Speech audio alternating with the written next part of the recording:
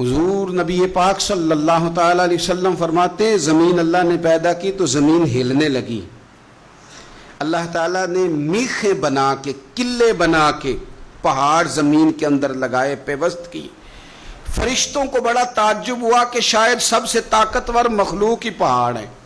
اللہ نے لوہا پیدا کر دیا, پہاڑوں کو گویا کاٹ کے رکھ دیا. فرشتے سمجھنے لگے سب سے زیادہ طاقتور ہی لوہا ہے. اللہ نے آگ پیدا کر دی, لوہا بھی پگھلا دیا. فرشتے سمجھنے لگے شاید سب سے زیادہ طاقتور آگ ہے.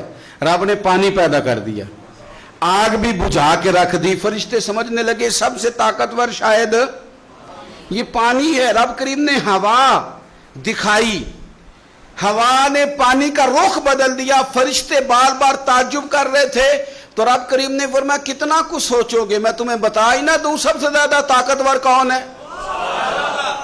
یا اللہ بتایا جائے تو فرشتوں کو میرے رب کریم نے فرمایا ان ساری چیزوں سے زیادہ طاقتور تو میرا وہ بندہ ہے جو سیدھے ہاتھ سے صدقہ دیتا ہے اور دوسرے کو پتہ بھی نہیں چلنے دیتا.